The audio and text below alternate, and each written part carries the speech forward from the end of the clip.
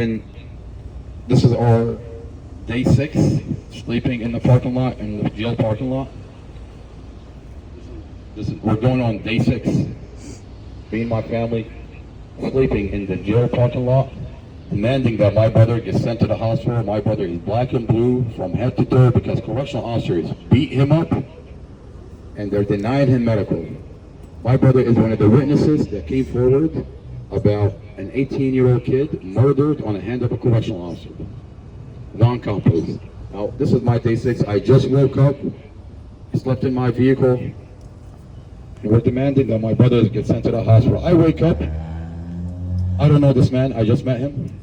He just came out from inside the jail, and he wants to tell the community what he's seen.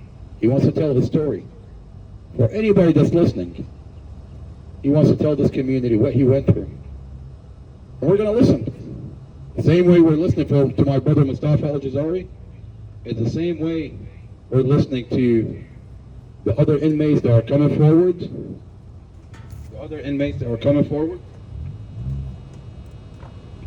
We're going to listen to this man. There's 10.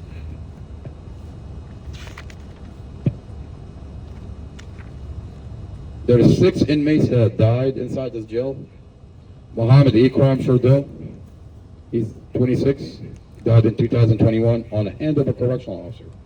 His poor mother, we sat with her. She came to our house, sat in our living room, and she tells me they killed, correctional officer killed my son. He's only 26. This is 2021, February 23rd, 2021. Robert Reed, he's only 39, died in 2021.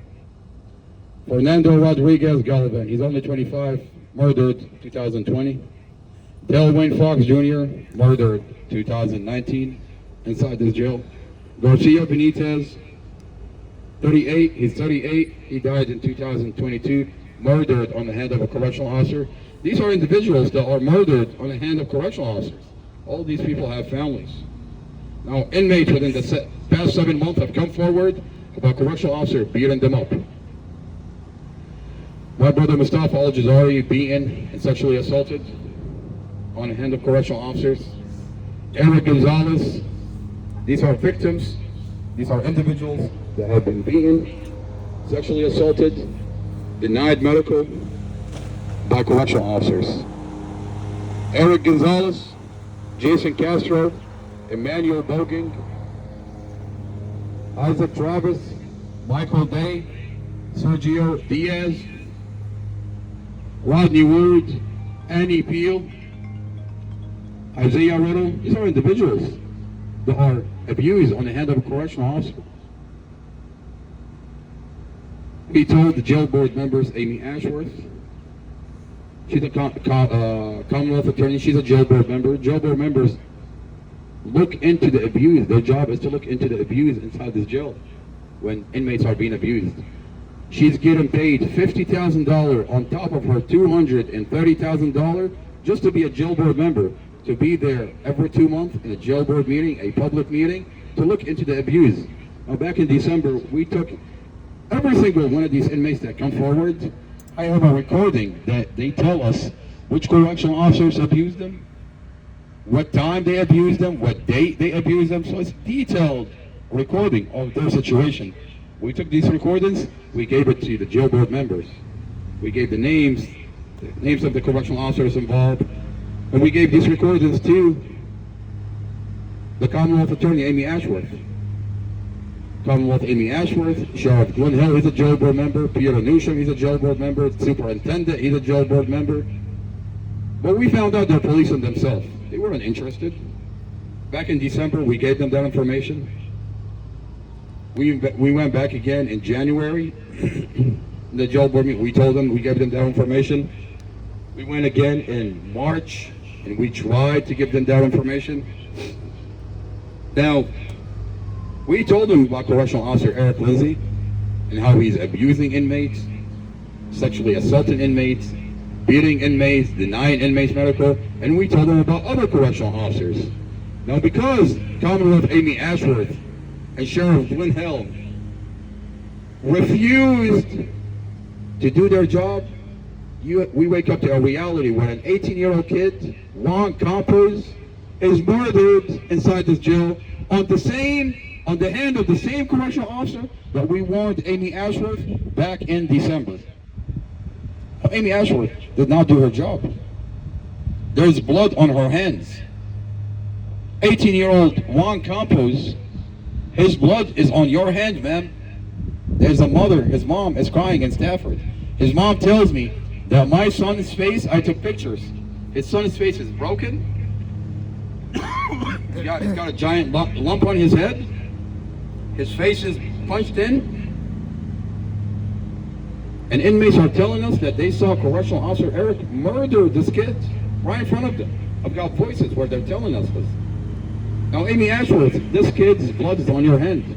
The community demand that you resign from being a jail board member. The jail is policing itself. This message goes out to the Board of Supervisors. The Board of Supervisors. See, the Board of Supervisors appoint these individuals. My message to the Board of Supervisors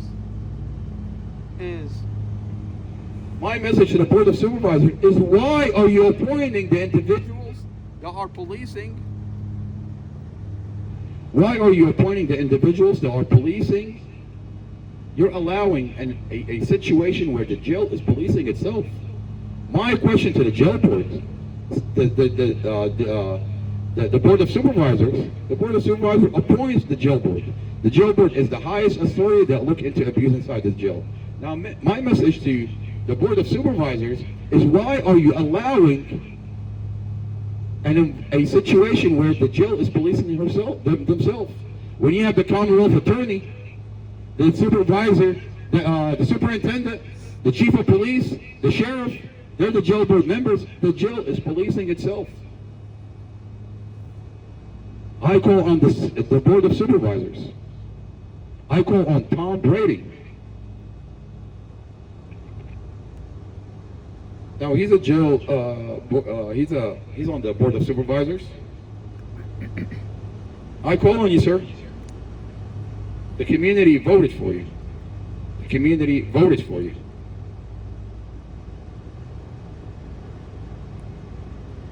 And I call on you, sir, to fix what's happening here. Our job as community, our job as the community is to come out and tell the individuals that are elected, the individuals that we elected, that there is a problem. Your job is to take our concerns and fix them, address them. We'll reach out to the Board of Supervisors. This is us. This platform is us calling for help. We're begging for help. We want this situation fixed. We want this situation fixed. We don't want to hear about another person dying inside this jail. The death of 18-year-old Juan Campos should be enough. I don't want to look at my brother's body, Mustafa Al-Jazari, dragged out of here in a body bag. I don't want my brother being pulled out of here in a body bag. I want my brother sent to the hospital. We have the pictures that my brother is black and blue from head to toe. I call on the Board of Supervisors to look into what's happening. You're electing individuals that are looking the other way. Now, I'll tell you why they're looking the other way. I'm not just saying this. Back in December, we went to the jail board meeting. We had our 3 minutes. It's a public meeting. I talked about my brother Mustafa Al-Jazari. I talked about the other inmates. I talked about Mustafa Al-Jazari, my brother, how he was being sexually assaulted and never got medical. May 24th of last year.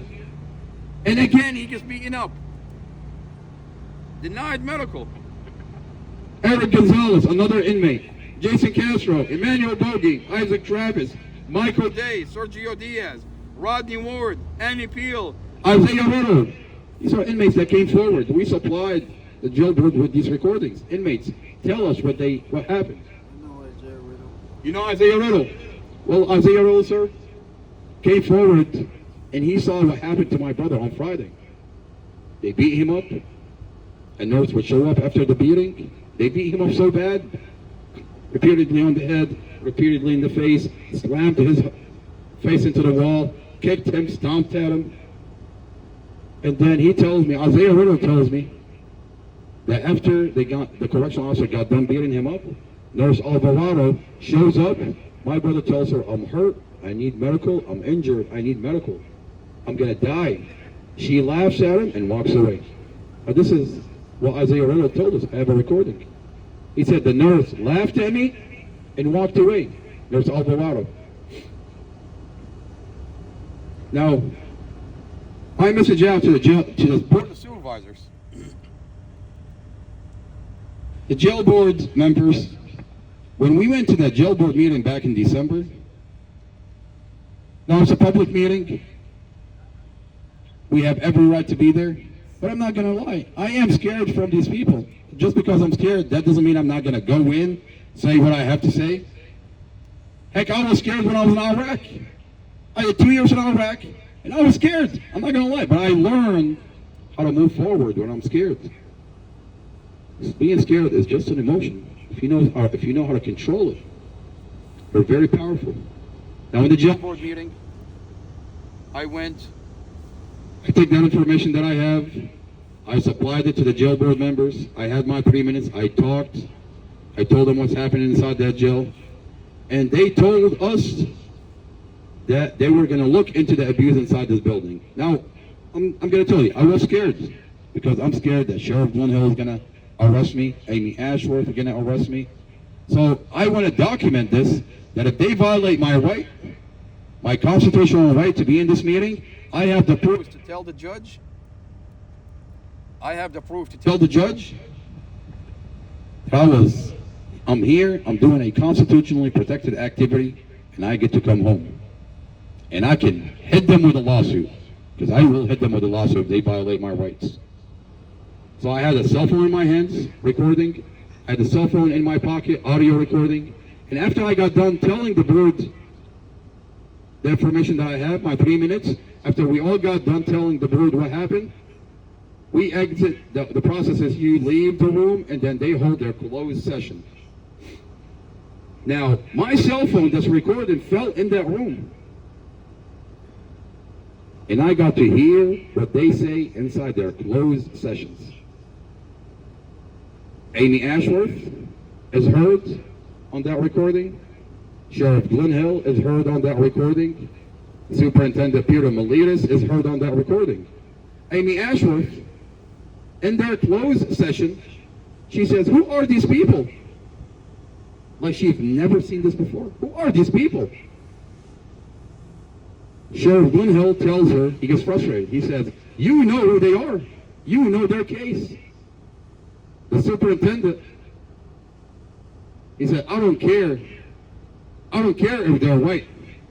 I'm just tired of them. I don't care if they're right. I'm just tired of them. And then the sheriff tells him, Sheriff Glenn Hill tells him, that's what they say.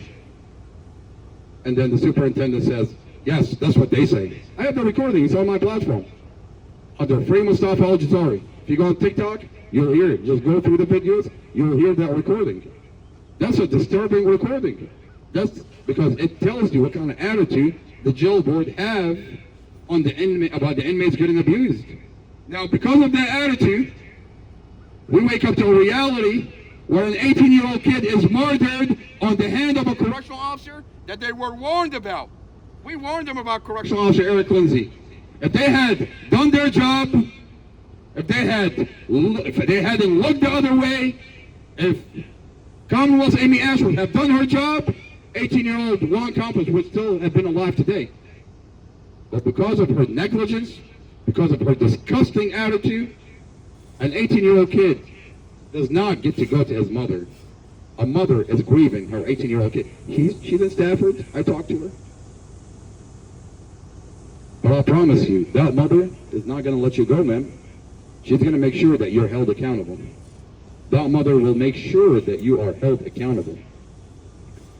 Now, Amy Ashworth, there was blood on your hand. The fact that you neglected that information, 18-year-old Juan Campos, his blood is on your hands. Superintendent, because of your attitude, because you're tired of them, I don't care if they're right. This is your attitude. The superintendent, I don't care if they're right. I'm just tired of them. Is that Major Herlock? Christina, do me a favor. Go ahead and close up on Major Herlock. Is this Major Herlock?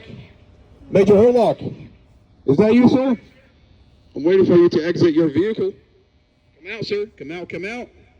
The community watched how you laughed yesterday when we were telling you about 18-year-old Juan Campos. You are a murderer. Being murdered a murderer. a correctional officer. And you will pay the price. You'll pay the price for inflicting so much pain onto these people here. Inmates coming forward about him being inmate embargoed on the hand of Your days are numbered. Your days are numbered. You're not going to inflict any more pain onto defenseless individuals anymore. You look absolutely despicable. Despicable coward. You look despicable. You're worthless because you murder people. You let them be beat up. You let them be murdered. Why? Why? You're a murderer. So many people got killed in this jail. So many people got beat up, murdered, and raped. We don't need this jail here. We need a church. We need a hospital. We need a homeless shelter. We don't need you here. You're despicable. Human being. You look awful because you have a dark heart. So many murders, and you don't give a fuck. You don't give a damn because you're a murderer.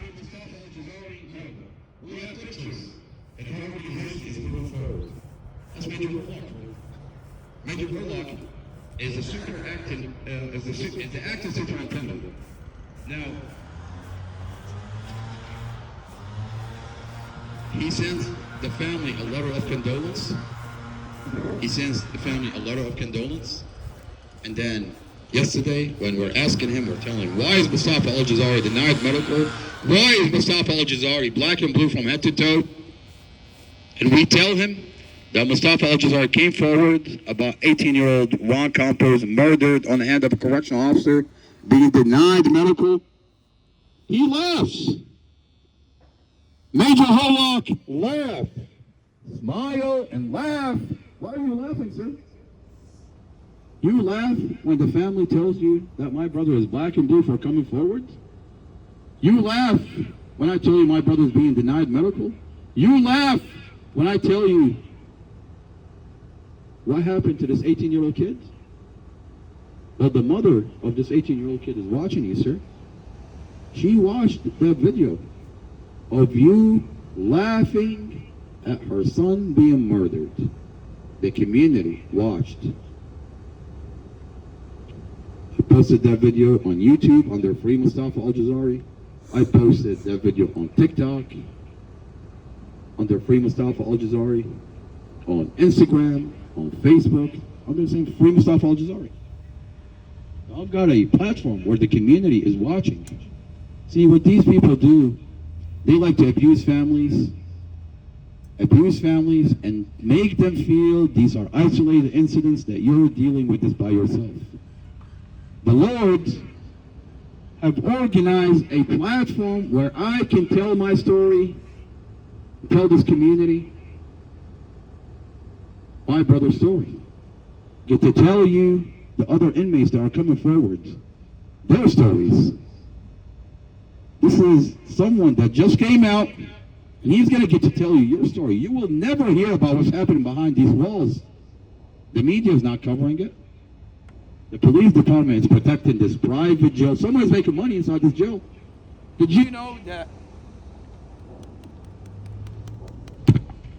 know that every inmate housed inside this jail, the person that owns this jail makes $56,000 a month? This is not a government building. This is not an official building. This is a business. It's owned by an individual. This is a private jail. It's not a regular jail, it's a private jail. Now, when you have a private jail and money being made, follow the money. You'll find out where the corruption is. There's no wonder the police officer don't respond to my brother, because they're protecting these correctional officers that beat my brother. So they'd rather have my brother die inside the jail than give him medical. The same way the 18-year-old Juan died. The police beat him up and they took him to jail. They should have taken this kid to the hospital. They should have taken this kid to the hospital. The body cams, they're going to be released. The community is demanding the body cams. They didn't give him an intake. That's how bad they beat him up. Instead of taking him to the hospital, they take him to jail. They've got a working relationship with the jail. And then when the correctional officer beats someone up, the police don't do a welfare check. They don't go in. They don't take pictures. Same way with Sergeant Justin Adams. He didn't take pictures. He didn't properly document it. He didn't send in the ambulance. The jail refused to give my brother medical, and Prince William County refused to give my brother medical. It's a working relationship because there's money that's being made, and the status quo has to continue. Now the Lord has organized a platform where we can have a conversation, a dialogue. This community get to have a dialogue with each other, with the officials that we elect. And you have a person that just came out from the jail. He's going to tell you his story. He's going to tell you his story. What's your name, sir? Joseph Simmons.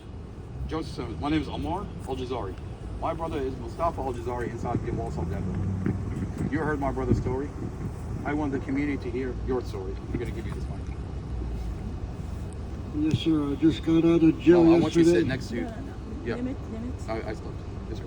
I just got out of jail yesterday after winning my case in court, and the jury found me not guilty on all 3 counts that they charged against me. And thank God, I just did 2 years, more than 2 years in there fighting my case in court. And But he has witnessed a lot of brutality, and I want you to tell us what you've experienced there. Yeah, but I've seen a lot in there. I've been in and out of that jail since 2002, and I've seen a lot. You know, there are deaths in there based on the. You were in jail for 2 years? No, he's been in and out since. No. Yeah, I know. But for 2 years, yeah. this But for time. 2 years for discharge, Yeah. and you're waiting for your day in court? No. I just got out of court yesterday. Yeah, The you beat your case. Yeah, I beat my case. The jury. But you found sat me- in jail for 2 years? Yeah, I sat in jail for 2 years fighting my case, and the jury found me not guilty on all 3 counts that they charged against me. But yeah, thank God I'm back. But one of the things I've seen, and I was in HPOD, which is a mental health pod, and there was a lady that was in cell 11. Her last name was Keller, and she was taking aspirin 4 times a day. Now that's way too much, you know, for your kidneys and your liver. But anyway, I don't know what her cause was. But anyway, they started giving her medicine. I noticed, and I don't know what the medicine was for, but she was trying to refuse it. But they were forcing it on her. Is it Bonadine? I don't know. But I don't know what it was. But they're forcing it on her, and she was taking it, and for probably about a week and a half. And next thing you know, one lady, a mental health therapist, just checked on her, and she was fine walking around, she said. And then probably about half an hour later, the CO found her on the floor. Just found her on the floor, and she never woke up. You know that she came out, and they wheeled her off to the hospital, and I never seen her again. So I think she died on the way to the hospital or at the hospital. But that was one of the deaths I've seen. And then there was 4 others in the jail in mental health cell on suicide watch. He has witnessed people being killed and beaten, and nobody did anything. Yeah, 2 My phone, you could have seen it. choking deaths. My phone there. People choking, and and they never recovered and died on the way to the hospital. And one was a seizure, and he died. You know, I never seen him again. And I forget what the fourth one was, but he ended up going to the hospital and never came back. So I figured he died. But them are just things I've seen and witnessed in my time being in there. Yeah, but yeah, and then, oh yeah, one major thing is I was in cell 8. No, I was in cell 9, and there was a guy next to me in cell 8, and he was just they just did a shakedown, what they call a shakedown. They went to his stuff and this and that, and then they went back out. He was knocking on the door a little hard, and just wanted cleaning supplies. So and he'd been a nuisance before, so I guess they got sick and tired of him, banging, and they called the red team. Red team, yeah, the red team. Yep. Yeah, they called the red team on him, and they got in their uniforms, this and that. Then they went in on him, and they told him to put his hands up against the wall, and he did. And yeah, he did. Yeah, but yeah, it's so emotional. But yeah, but yeah, he put his hands on the wall and couldn't, you know, what do you call it? Did all they said, and they ran in on him, and all I heard was whoa, whoa, whoa, and he say whoa, whoa, whoa, and next thing you know, I heard boom, boom, boom, boom, boom, boom, and they just beat him, and next thing you know, they're hog-tied him, and they carried him out to another cell, and I just see him face down and leaking blood from his head and from his nose and mouth. So, but that's another instance that I witnessed in there. But Isaiah Riddle? Yeah. That's what he saw happen to my brother. Mm-hmm. They went in, next thing you know, they beat him up. They denied him. That's the same. Yeah, I was in H pub with Isaiah. He was right next to me. Yes, sir. Yeah, after that guy went out and they moved him to another cell, Isaiah moved next to me. So that's how I knew Isaiah. Did you ever hear about Mustafa Al-Jazari inside? I heard about him. Yeah, Mustafa? But, Yeah. Were you in the same pod with Mustafa? No. No, different No, pod. yeah. How did you hear about Mustafa? Through the staff. Oh wow. What did you hear? No, I just heard that he's in there. I'm sorry. No, you're good. I just heard that he's in here and that he's been beat up. That's all I heard. But I didn't catch anything else. But yeah, they talked about Mustafa, and I didn't know who they were talking about. So what's the attitude like when they talk about my brother? A lot of COs tend to take shit, not seriously. They laugh a lot at certain people and this and that. They don't care. Some of the ones treated me, like shit. When I was in there, and but yeah, it's just they have a not caring, just here for a paycheck type of attitude. So, but I mean, other than that,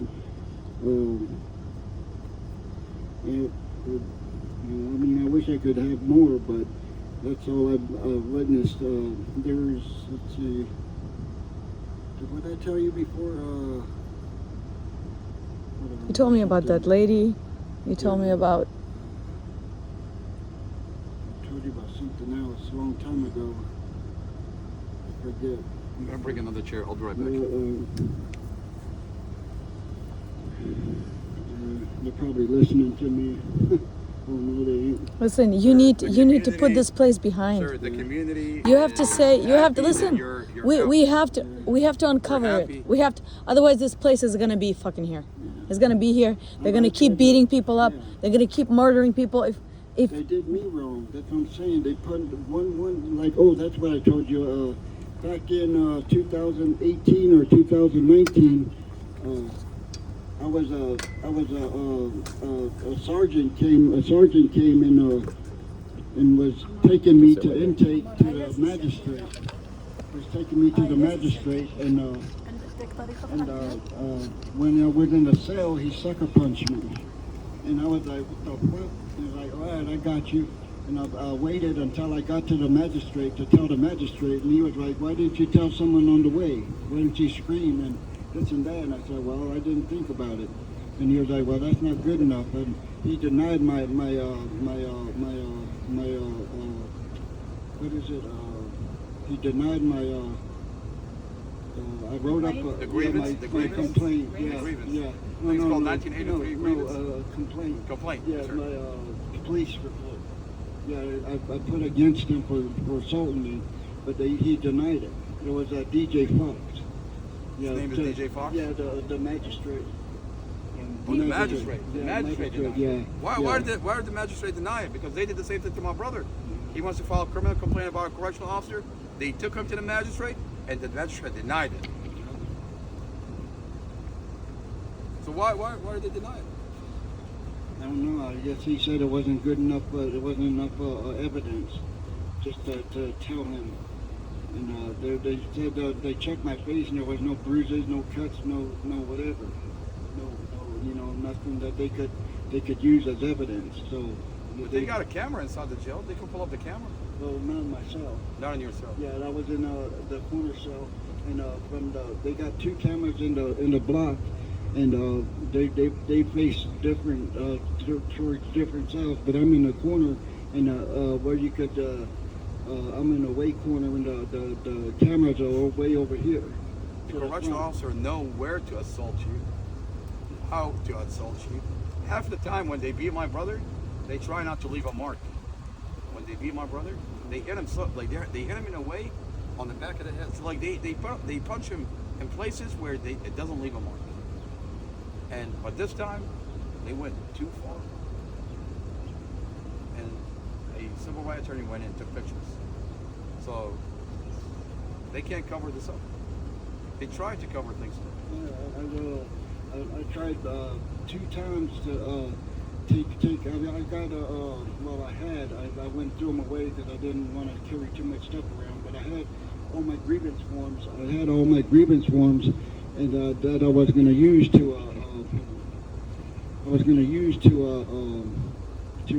try to push a lawsuit against them. Yes, sir. So, but I've been trying to do that for all this time, to try to shut them down myself because they are doing too much in there. You know, Virginia is, I think they changed the law, and now we can do a class action lawsuit. Class action, you know what a class action lawsuit is? All the inmates get together, and then one lawsuit. And this is what we're going to do here. I promise you, this is what we're going to do here. And the more people come forward with what happened, then this place can shut down, and we can build something nice here. You know? I mean, these names, do you know any of them? These are the inmates that died.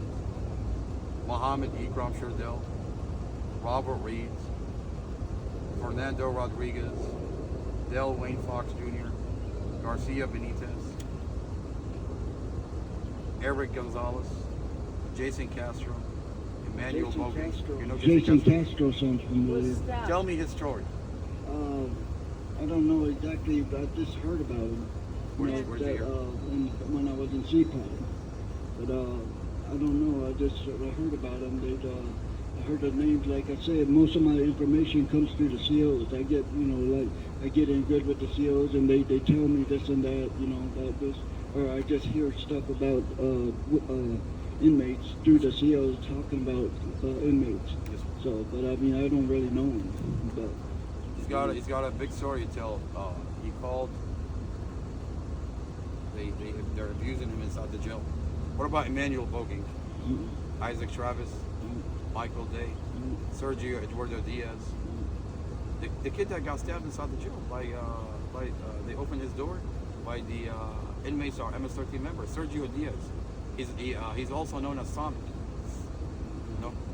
Rodney Wards, Annie Peel, Isaiah Riddle. You know Isaiah Riddle. You know Isaiah Riddle is nowhere to be found right now. They beat him up.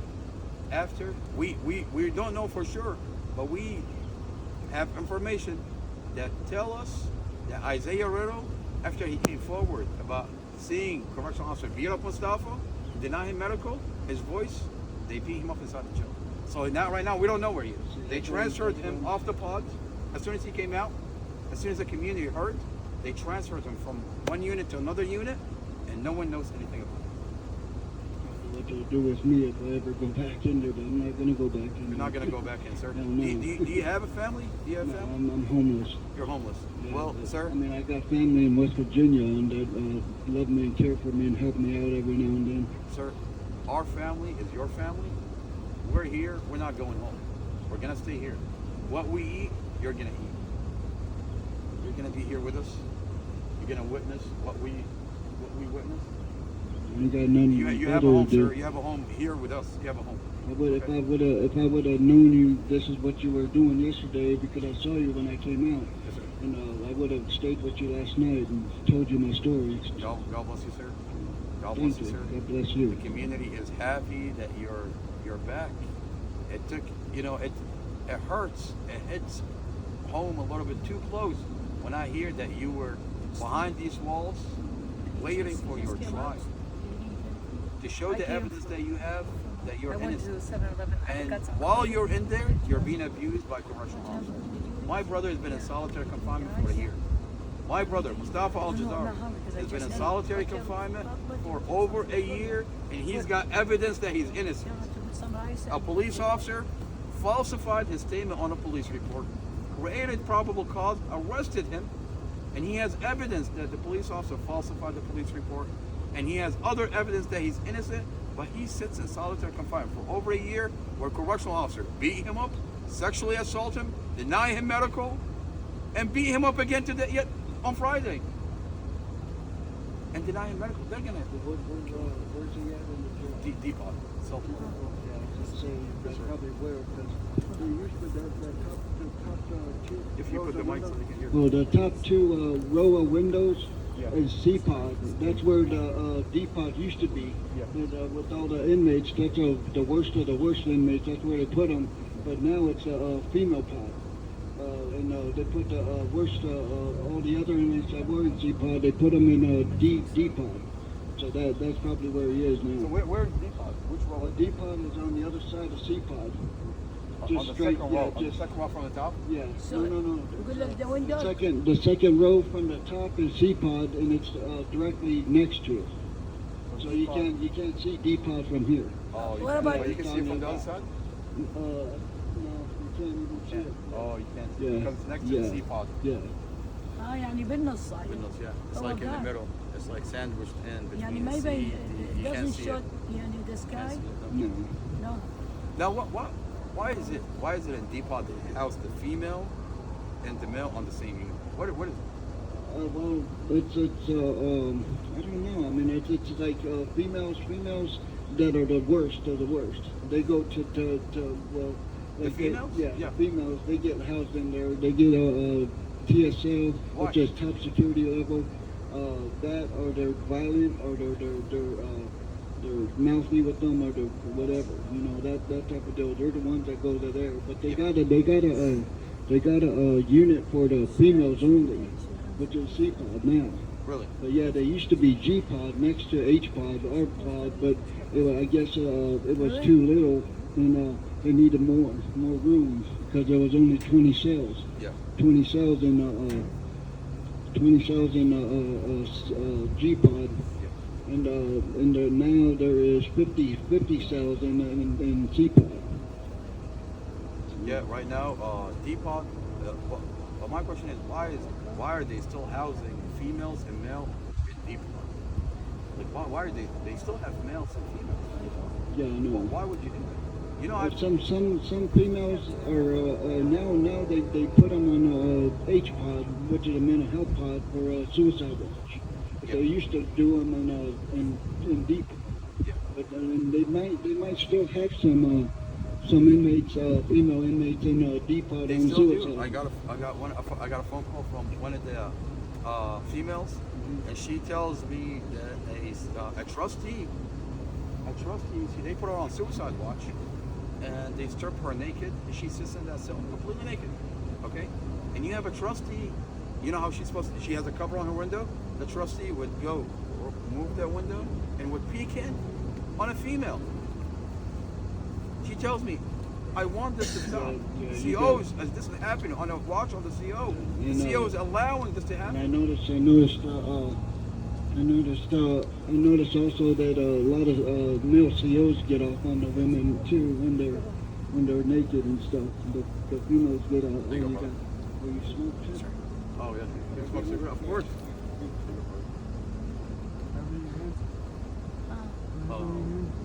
Oh, my gosh, because of the area. It's dirty. Now, my question is,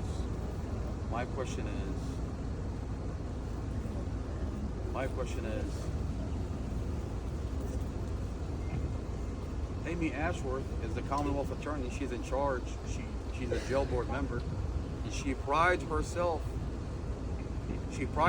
in this community that she takes care of this community. She begged this community to vote her in as a Commonwealth attorney, and now she's a jail board member. Now, forget my brother.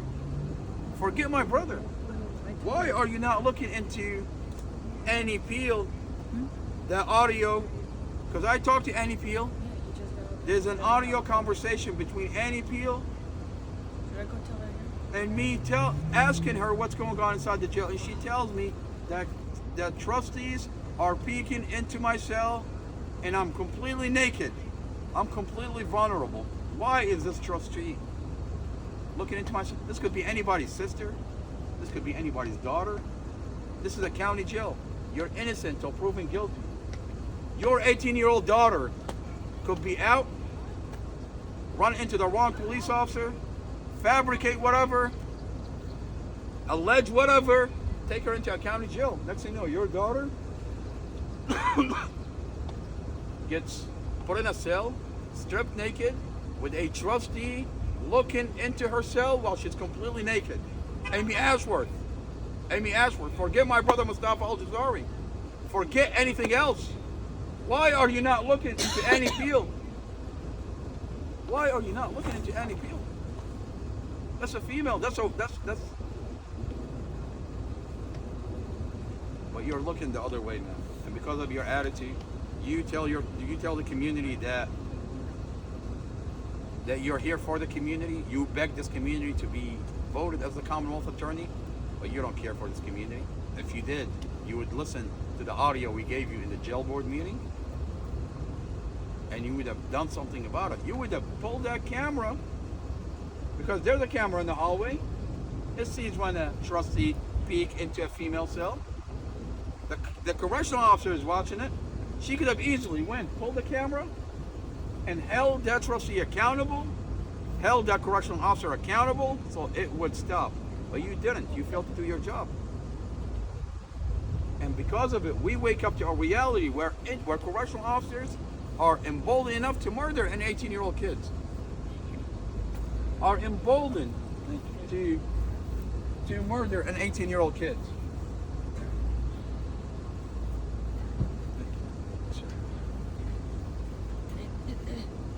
Brother, I want you to tell me more about the correctional officers and how you said they get off on female inmates. What did you say earlier? Yeah, there's a couple I noticed. My pod, especially the male COs. They'll especially if the females are naked, they'll peek in there and they'll just stand there and stare. You know, like they're getting off on it or something. But and that's not right. You know, I mean, I told him, I said, man, you shouldn't be staring at her. I mean, damn, she's naked. And there's one that said he laughs at it. He comes on the shift at 7 o'clock, and he'll laugh and say, oh, she's naked. You know, I'm like. That's the correctional officer. Yeah. See what you just said, because when I got this phone call from Annie Peel and she told me that a trustee is peeking into my cell, to me, I'm trying to wrap my head around it, and I'm telling myself, for a trustee to do this, he's in an environment that makes him feel comfortable enough to do it. That means the correctional officers are allowing this to happen, and the trustee is comfortable to do it because they know that correctional officer is not going to punish them. And then I took it a little bit further in my head. I said, why is he allowing it to happen? He must do it too. This has to stop.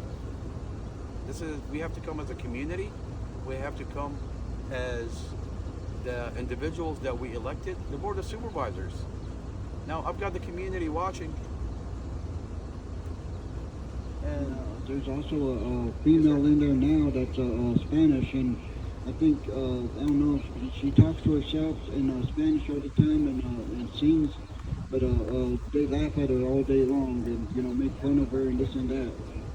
So she's in cell 14 in H-Pod right now. And she was naked at first, but after a while, because I noticed when they popped the trace lock that she had on just a t-shirt and panties, and they went down to talk to her through that trace lock, looking at her, and I was like, that's wrong, yeah. this has to stop. Lynn, how are you, ma'am? Doing okay, ma'am. Doing okay. We're here in the jail parking lot. I'm here with, what was your name, sir? Joseph Simmons. I'm here with Joseph Simmons. He's been inside the jail for 2 years, fighting his case. He just came out, and he sat in that jail for 2 years until he had his trial. And they found him innocent. But he sat in that jail for 2 years, been subjected to a lot of abuse on the hands of correctional officers, and he's telling the community his story. I'm on live, being recorded. Okay, yes, ma'am. We're in the jail. We're in the parking lot. He's telling his story. He's telling the story of other inmates. What correctional officer? The community is watching what's happening behind these walls. Community, and we. Yes, ma'am. And then we asked the supervisor, the Board of Supervisors, that appoint the jail board, Amy Ashworth, Sheriff Glen Hill Superintendent, Peter Melitas, Chief of Police. We asked the Board of Supervisors. We're no longer talking to the board, the jail board. We're talking to the Board of Supervisors. You have Tom Gordy, sir. Tom Gordy. I asked. It's not on. I call on you, sir, through this platform, to look into why do we have jail board members that are policing themselves? They're creating an environment where abuse continues to happen, and because of it, we wake up to a reality where an 18-year-old is murdered on the hand of a correctional officer, and inmates that saw what happened are getting beaten up black and blue from head to toe. My brother Mustafa Al-Jazari is black and blue, sits inside this jail, denied medical, and I know, sir, I know you care about this community. We ask, we beg that you look into what's happening behind these walls. And why is the jail board members looking the other way? Lynn, it's good. Let me take this phone call, and brother, I'll be right back. Christina, can you take over? And sir, please tell Christina your story. Tell this community your story. I'm gonna be right back. Yes, sir. Yes, sir. Lynn, everything okay, man? Say everything that they did, everything. Okay. But take your time to eat something. Let me eat something and tell us what they're doing here, because we already have proof that they're doing. But the more we know, then Yeah. Okay. I'll tell one Shut this story place about down. myself. with all I these was bad people here. as of May of last year, I was put on suicide watch because I tried to kill myself because I didn't think I was going to get out of here and win my case, and I thought I was a lost cause and they were going to find me guilty on all 3 counts, and one of the counts carried 10 years, so that's what I was worried about, and I tried to strangle myself with a sheet. And I tied the sheet around my neck until I passed out, and they were giving me mouth to mouth. And then they put me on suicide watch in a cell with a camera 24/7 and watching me, and left me on suicide watch for 10 months. And for 10 months, and didn't let, and Captain Powell didn't want to let me off. So, you know, yeah, and then finally they trusted me one time and let me off, but only after I grieved it. I grieved it, and they said that they'll talk about it in a skins meeting, which is a meeting about to see about people on suicide watch and this and that, what they're going to do with them and stuff.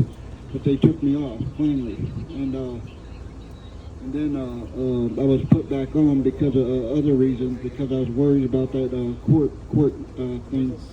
But and then I remained on until yesterday when I got out.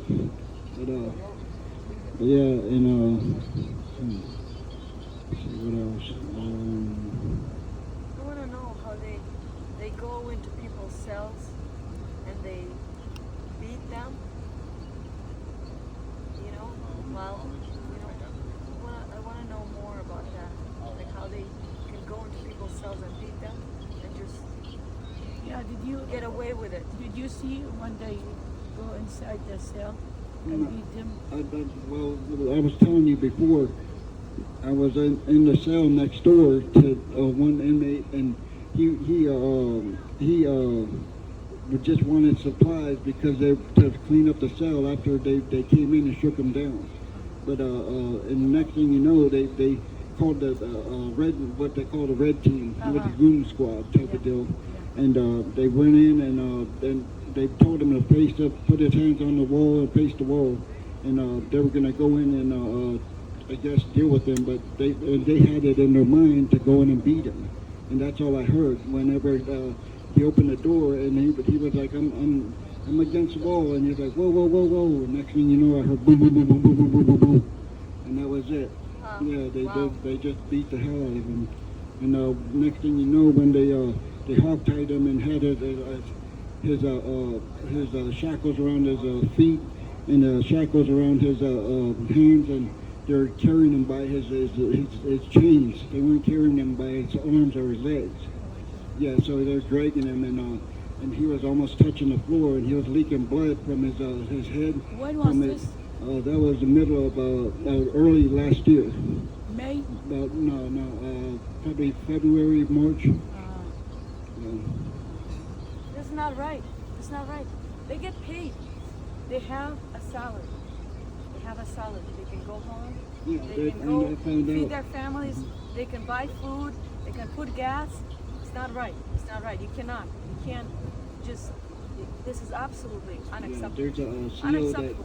there's a CO that I overheard saying that they make $26 an hour. Exactly. That is well above. Like this is a good pay. They can't afford their livelihood. I don't know How if they- can they come to work and do that Yeah. to people that are already in a cell and they're not even convicted of anything, or it could be a small crime, whatever. Like they love to inflict pain. Like, and they also get paid for this. This is absolutely unacceptable. This kind of place should not exist. Should not exist. Should not exist. And if the people that have more power are not doing anything about it, you know, God is gonna get them. We need more schools. We need more hospitals. We need more homeless shelters. We need more places of therapy. We need places where people can come together and be happy and create and, you know, be productive. How dare they? How dare they? They get paid enough. $26 an hour? Even 20. It is more than, you know, people get paid. You know? A lot more. And then they abuse their power. Absolutely egregious. Because, But I will. it I'll be resulted working on in that so today. many deaths, so many murders. They think that one day they're not going to be in need. One day they will be in need. They will be in a similar situation, and then they will have to suffer the same thing, same type of things they did to others. But we really appreciate that you're You're telling us more. Brother, I'm gonna have my mom sit next to you. No, no, خليه أنا Of حتى course.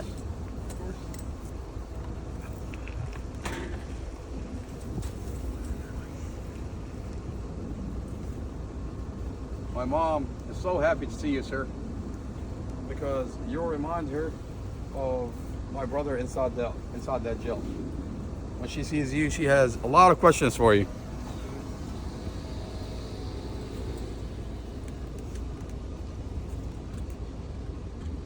My mom's been crying over my brother for a whole entire year. A whole entire year. From what they're doing to my brother. This is from home. We got it from home. We really appreciate you being here with us and letting us know what egregious act of violence happens in this facility. Now, what I want to do, I want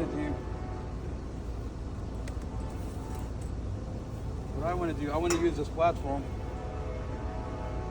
I want to use this platform to have the community call in and ask questions. I want the community to call in and ask questions. What was your first name, sir? Joseph. I want the community to call in and ask Joseph what's happening behind the walls of that building. My cell phone number is 571-361-7002. If someone could put my phone number in the chat so that way everybody can see it. My cell phone number is 571-361-7002. I want the community to call my cell phone and ask Joseph questions about what's happening behind these walls. I want the community, the rest of the community to hear what's happening. I want the officials that we voted for to hear what's happening so that they can fix what's happening. Not everybody doesn't care. No, not every police officer is not doing their job. Not every correctional officer is not doing their job.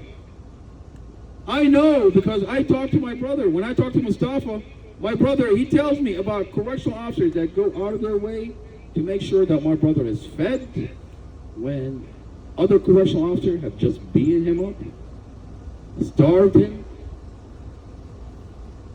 denied him medical. There's correctional officers that do their job. But there are a lot that are not. We want those held accountable. We want those to be weeded out.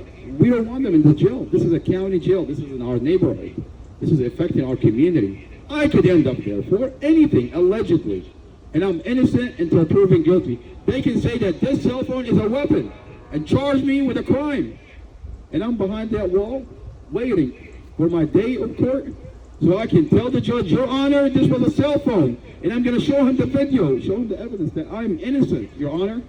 And then I get to go home. But at what cost? At what cost? You're telling me if I'm behind these walls, I'm going to be subjected to getting beaten up, sexually assaulted, denied medical? Life is not going to be the same for me. Life will never be the same for my brother. Never be the same for my family. Because you have cultivated an environment behind these walls where you're torturing inmates. Innocent people. We're innocent until proven guilty. How are you, brother? Yeah, hello? Say something real quick. Yes, ma'am. Yes, ma'am. Everybody can hear you. Joseph can hear you. And go ahead, man.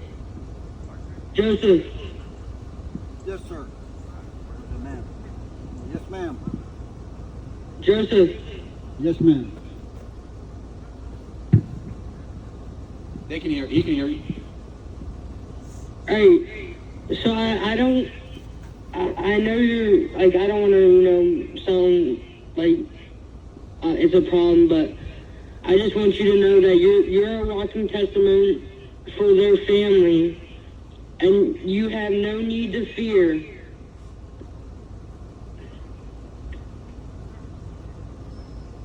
And God's got you in everything that you do. You're a walking testament, and there's no need to fear, because you have a lot of people that will stand for you, not only the community, but that family will stand for you, and there's no need to fear. You're in God's hands, and so is the family. Yes, ma'am. Thank you very much. There's a lot that is, said in words, and, words are powerful. And what you're doing is helping them, so, you don't have to fear, because you were brought there for them. God brought you there for them.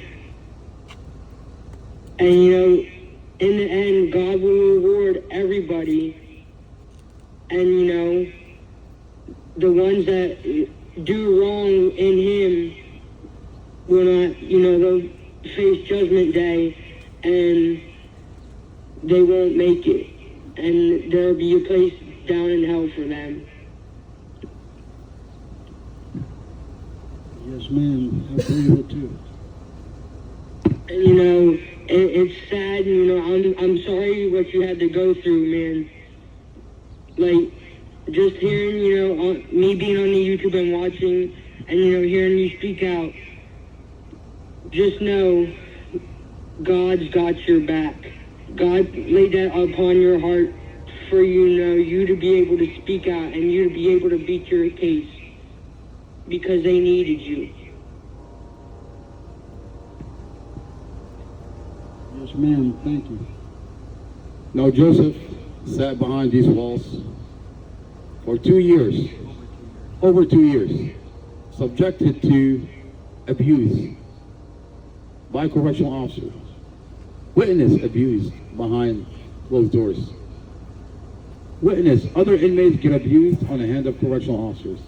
And then 2 years later, he's found innocent. Joseph is found innocent.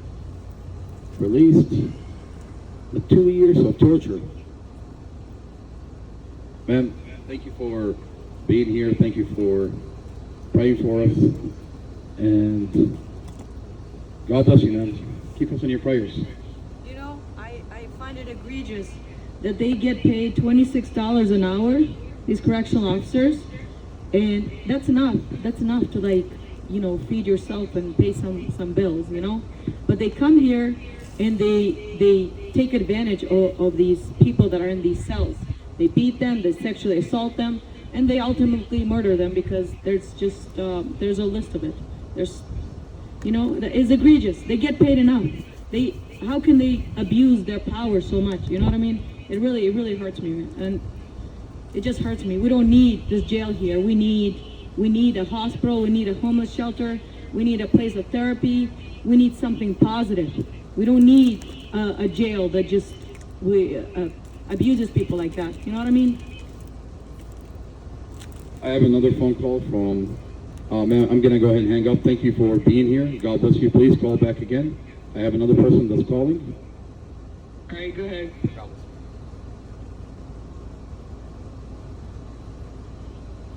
Yeah, hello? Hi, how are you?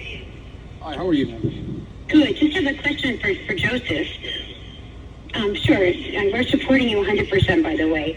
But Joseph, we wanted to ask, why did it take 2 years for your case to be heard? That just sounds like they're just trying to keep you in for profit. Yep.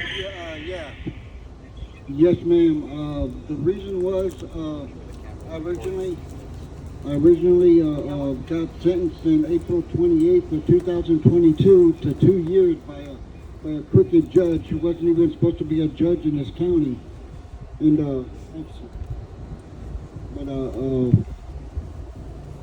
but yeah, and then after that, I appealed the original decision to fight it, and I claimed to be innocent from the day I went into jail, and I told the store manager that stopped me at the store that I was innocent and I didn't do anything to anybody in the store.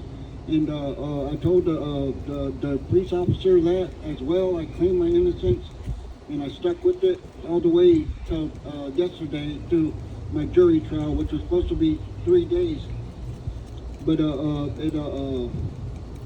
it's supposed to be 3 days, but it only took 2 days. And yesterday, about 1 o'clock, we adjourned, and thank God, God was on my side because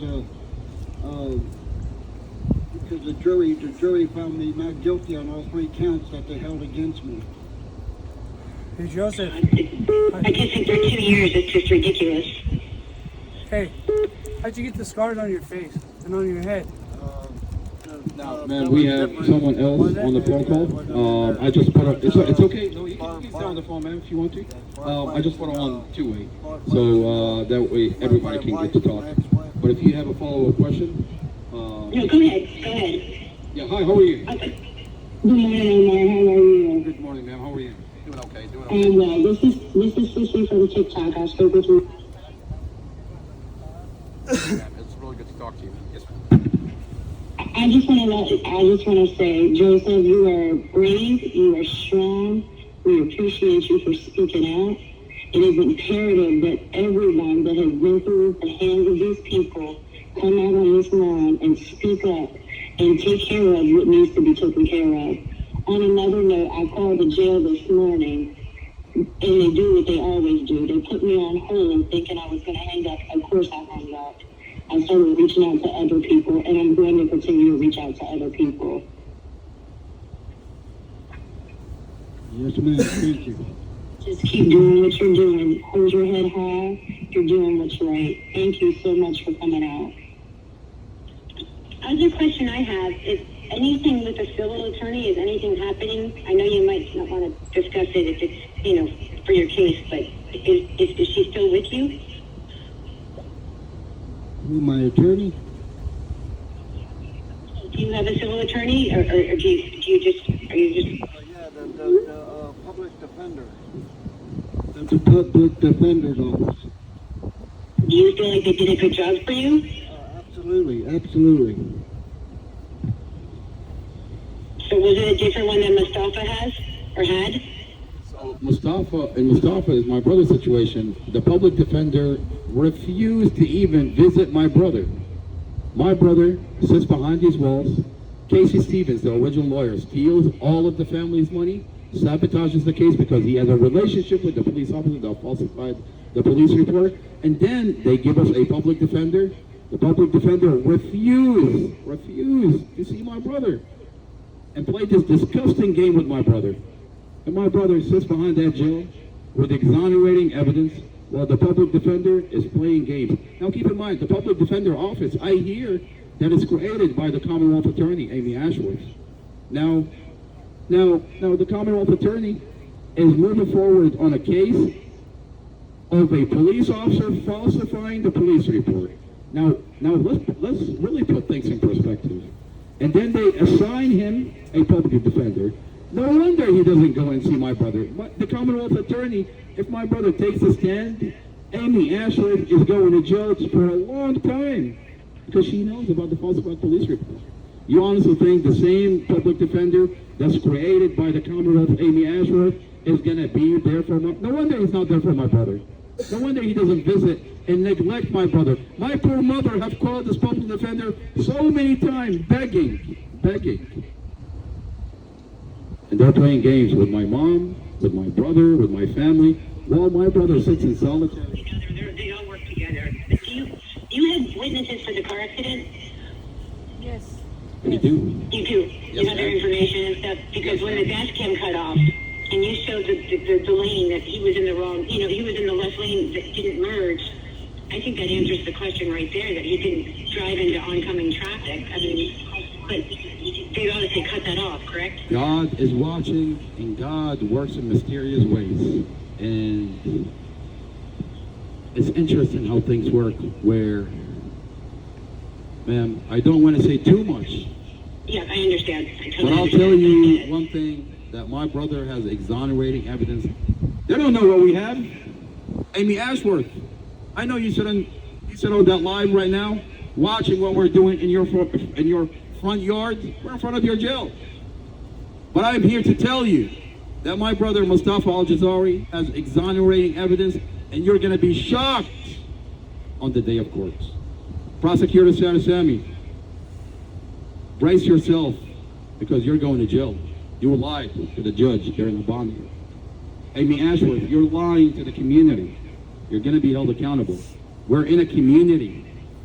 You know what it means to be a community? That everybody is watching you.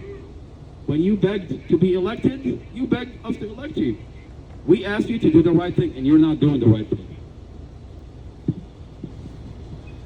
So to Well, answer we your have your question, support. I'm going to try to gather people too. So God bless you all, and we're all here for you, okay? God bless you. Thank you for calling. I look Thank you forward so to you much. calling again, and we're going to be here every day. And whatever this is, it's growing into something bigger than.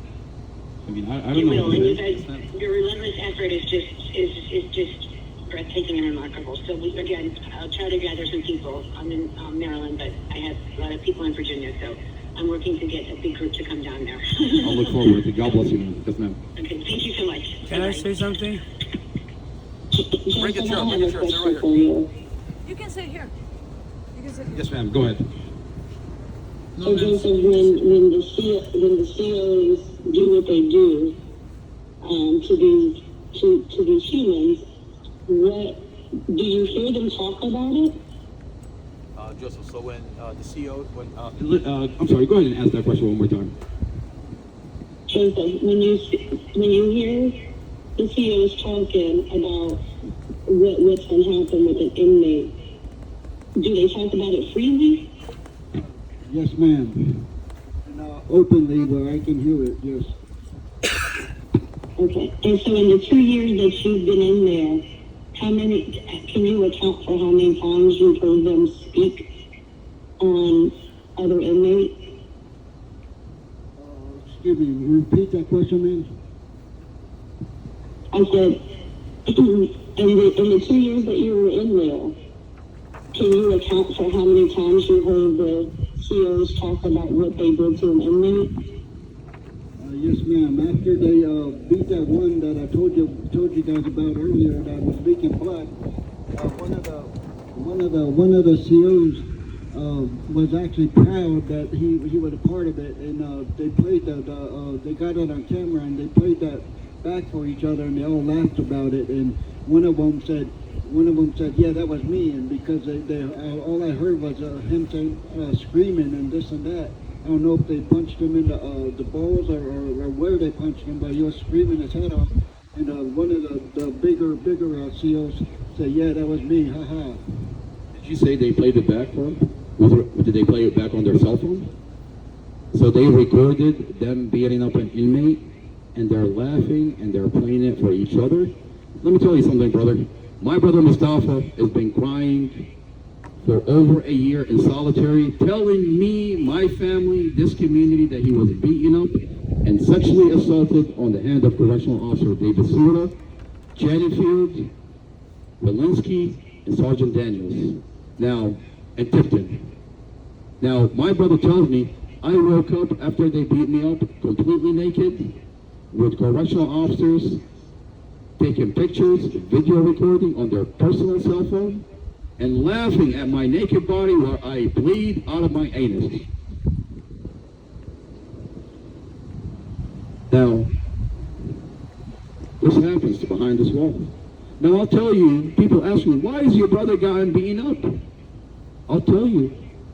Does it have anything to do with us going to internal affairs, supplying them with a recording where a police officer falsified my brother's police statements?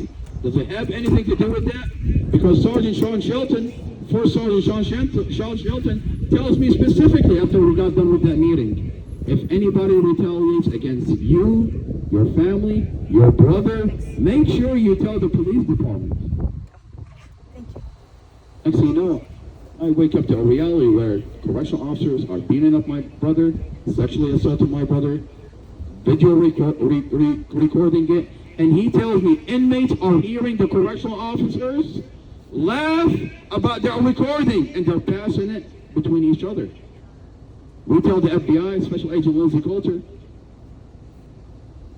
She got assigned by the Department of Justice. She's not doing anything about it. As a matter of fact, she's covering up for the jail. Special Agent Lindsay Coulter. I have an inmate from inside that wall that's telling this community What they do behind these doors, behind these walls. but this community is going through a healing process. The CO's name?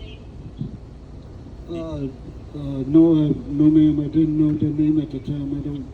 I can't recall. No. I'm sorry, I didn't hear you.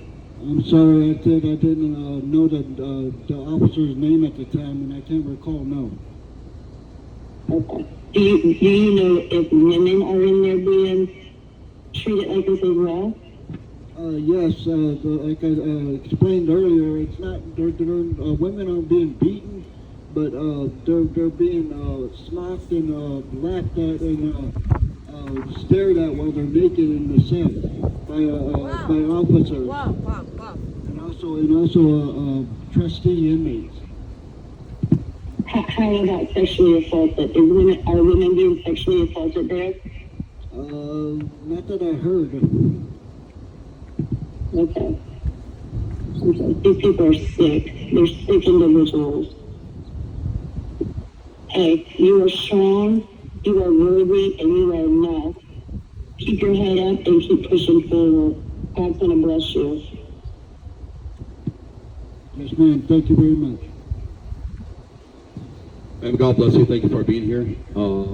Look forward to talking to you again. If you have any questions, feel free to call 571-361-7002. And we call on our delegates, we call on our board of supervisors to be here with us. We're going to be here every day. We're not going home. This is day 6. Mustafa, my brother, is beaten up inside this jail. He's black and blue. A civil rights attorney took pictures. They showed us these pictures. Mustafa is bruised up, black and blue from head to toe. My brother is dying inside the jail, and the Prince William County Police Department refused to send him an ambulance. The jail refused to give him medical. An inmate called me, and he told me that they're refusing to give him medical. Nurse Alvarado would go up to my brother after the beating, laugh at my brother, and walk out. When he's telling her, I'm dying, I'm injured, I'm hurt, I'm bruised up everywhere. So I ask that the community come out and join us. Hug, give my beautiful mom a hug. Tell her it's going to be okay. Tell Joseph it's going to be okay. Tell this community has to come out so that this stops. It puts pressure on the delegates. It puts pressure on the individuals that we voted for to do their job. They have to know that this community is listening, is watching. Anybody can end up in the jail. Anybody. And then you're going to be subjected. Where you have correctional officers peeking into your cell while you're stripped naked. Your daughter can end up in this jail. Now we go overseas. You send us overseas to protect this country, to protect this community. And you want to tell me that I'm okay? You're okay with a correctional officer watching my 18-year-old daughter naked? I don't think so. I don't think so. It's not the America I signed up for. Streets. Not the America I signed up for. The America I served in Iraq for. But I'll tell you, this community is going through a healing process. The Lord loves this community so much that He wants this to happen. This, us sitting in the parking lot, we are protected. We're protected by the Lord Himself. And I ask the community to come out, stand with us, even if you come here for half an hour. Even if you just come here and say hello. Even if you just come here while you're driving, honk your horn. These individuals that we voted for have to know that we know what's happening behind closed doors. So the individuals that actually do care, we have to support them. Tom Gordy is a board supervisor. I've never met the guy, but I hear really good things about him. He's on the board supervisor. He's everybody's boss here. But he doesn't know that we, the community, have to help him and empower him to have him do change whatever is happening. There is no excuse for the jail board's members to be the same individuals that are committing the crimes. You can't have a Commonwealth attorney as a jail board member. It's a conflict of interest. You want to tell me that a Commonwealth attorney that's prosecuting the inmates is going to be looking into the abuse of the inmates? It just doesn't happen. It's a conflict of interest. There's a code in Virginia that it's illegal for someone to have two positions. That Commonwealth attorney has two positions. But the community is not aware of what's happening. And then we wake up to a reality where an 18-year-old kid is murdered on the hand of a correctional officer. Why do you think that happens? Tom Gordy, sir, I call on you from this platform to look into what's happening, why it's happening, and fix it. We elected you, sir. We believe in you. But we also have to do our job as a community. We have to come out, demand to change. That body cam of 18-year-old Juan, the community should be demanding the body cam when Juan Campos got arrested. Because there is talk, and we're just community members, we're just piecing out the puzzle. There is talk that the police beat him up. Didn't take him to the hospital. He was so severely beaten. They didn't take his mugshot. They couldn't take a mugshot. They took him to jail. And a correctional officer finished the job. Correctional officer Eric Lindsay is seen by inmates. Why is Mustafa Al-Jazari getting beaten up black and blue from head to toe? Because he said, Mustafa, my brother, risked everything, came forward. He told this community, he told that poor mother, your son is murdered on the hand of a correctional officer. Now, Detective Anderson with Prince William County Police Department questioned my brother, Mustafa Al-Jazari, about what he saw. Questioned the other two inmates that saw what happened. Now, my question to Detective Anderson with Prince William County Police Department, you're investigating Juan Campos. Your key witness into your investigation just got beaten up by correctional officers. By correctional officers. And you're nowhere to be found? You're nowhere to be found? You should be here in the parking lot telling this family, why is it after you question my brother into the murder of this 18-year-old kid, my brother is black and blue from head to toe and being denied medical? Unacceptable. Community is watching. See, the Lord works in mysterious ways, and there are miracles that we get to witness in our time. For a civil rights attorney to drive 3 hours, force her way into these walls, into that building, and sit down with my brother, take pictures of his injuries, come out and show us these pictures, something is happening here. They can't say we didn't beat him up. They can't say that he's not dying. The organization, even though it's a slow process, took pictures. What that means, it's only downhill for these people from here. Anybody, any Prince William County police officer that went and looked the other way to do a wellness check on my brother and refused him medical, any correctional officer, any medical staff that refused my brother medical, is going to be held accountable by law. There are timestamps, there are body cams, there are pictures. Now, Sergeant Justin Adams, when we call Prince William County, Sergeant Justin Adams responds, and he says, I went in, but I didn't look at his injuries. Now, Sergeant Justin Adams, for you to tell my family that you went in, for you to tell your supervisor that you went in to do a wellness check, that you just recorded it on your body cam, my question to you is, why did you not document my brother's being black and blue? Why did you not take pictures of my brother's injuries, being bruised up from black and blue from head to toe? And a civil rights attorney can do that. Why couldn't you do it? Are you looking the other way, sir? You're going to be held accountable. My brother is dying inside that jail, and on your watch, my brother was denied medical. You went, you told your supervisor, nothing is happening here. What do you think is really going to happen to you, sir? Do you honestly think that you're going to have a badge and uniform by the time we're done with all this? So I would hug, sir, if I were you, I would hug my wife really tight. I would hug my kids really tight, because you're going to be prosecuted by law. You're going to be prosecuted? By law. I'm sorry, say that one more time. I have another question for Joseph. Yes, ma'am. Yes, ma'am. Joseph, in the 2 years that you have been there, has anyone ever came in and investigated these allegations? Not that I know of, no. I'm sorry, I didn't hear you. Not that I know of, no. So you've never been interviewed by anyone? His family?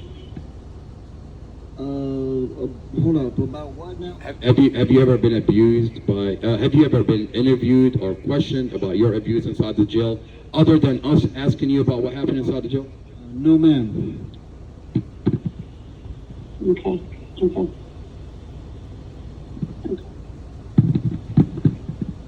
We need more people like you to come out.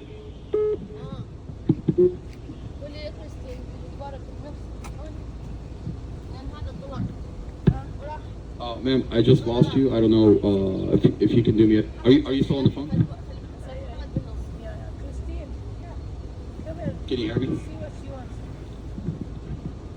I think I just got I just lost you. I'm gonna see if I can have your number. See. I think I've got it right here. If you can call me again, 571-361-7002. We just lost. There we go.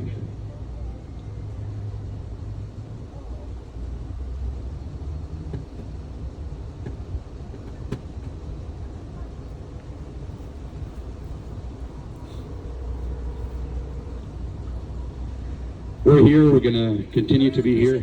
Yes, ma'am. I just got Well, disconnected. maybe we can change this. Maybe we Yes, can we change did. this. Question for you. Have you had an opportunity to reach out to any of your military connects? So, what I've done, so growing up here, ma'am, I was overseas for 2 years, and when I got back, I've kept to myself, if that makes any kind of sense.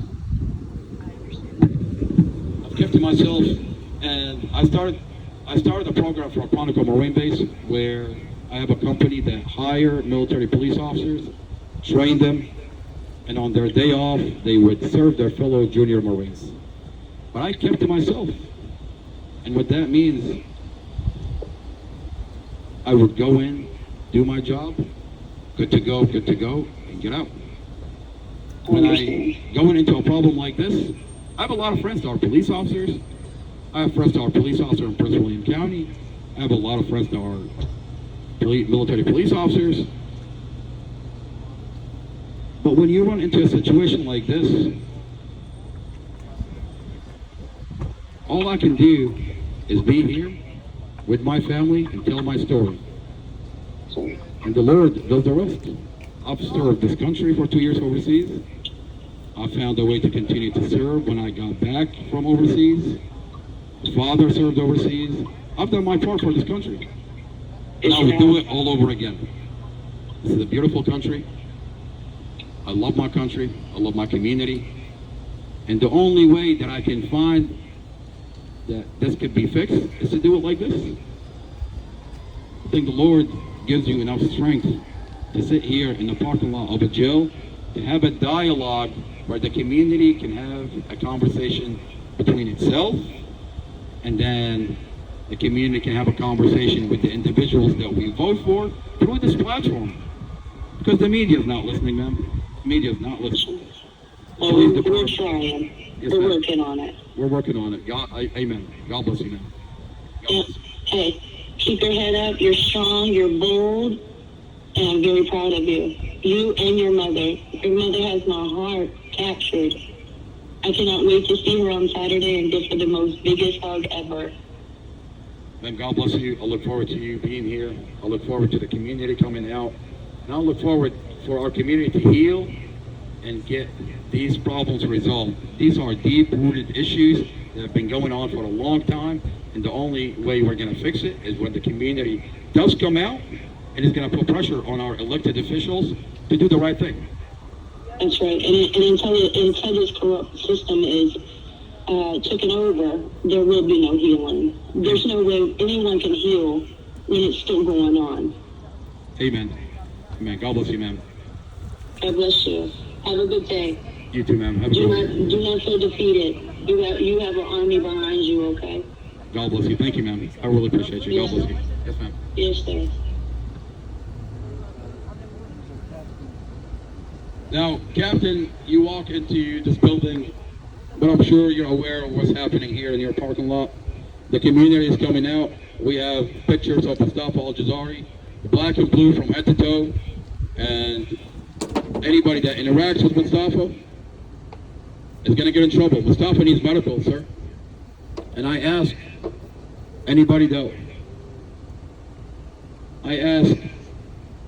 this community to continue to pray for us, continue to pray for my brother Mustafa Al-Jazari, continue to keep Joseph. Welcome Joseph back into our Community. Welcome Joseph. back into our community. Joseph has spent 2 years, the past 2 years, he's been inside that wall, waiting for his day in court. Finally had his day in court. He's innocent, and he come out to a community. He tells us that he's homeless. I tell Joseph, sir, you're not homeless. You have a family. My family Is your family. My family. My family is your family. My family is your family. What I eat, you eat. We're going to be here in the parking lot. Where I sleep, you sleep.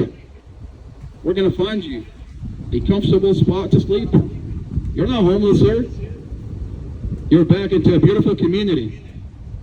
You're back into a beautiful community that will find a way to get you back on your feet. I don't know how yet, but this is going to turn into something bigger. This is something bigger than me, my brother Mustafa. My brother's situation is not an isolated situation. There are people that are being railroaded by the system. You have a person right in front of you. Yeah, they tried to railroad me and use me as a suspect They railroaded me and used me as a suspect in this in a crime I didn't commit. We're here, and we're going to continue to work to have these problems fixed. We're not asking for much. We're just asking for justice. We have. Yeah, hello? Hello, this is a courtesy call from Elephant Insurance. Okay, this is a telemarketer. Just Hello? your phone. I don't know. Your phone was broadcasting here. I fell asleep, so I don't know my phone. Let me call your phone. Hang on. It's not gonna call. It's not gonna call. We have to find it. We're gonna find your phone. We will find your phone. No, it has a colorful color. We're gonna take a break. We're gonna take a break. We're gonna find Christina's phone. Okay, we have to find Christina's phone. Okay? And we will be back. Joseph, we're gonna take a break, brother. Christine, yeah. You have location in it? Yeah. Okay, so okay. Sir, smoke a cigarette. Show it. I want to sleep.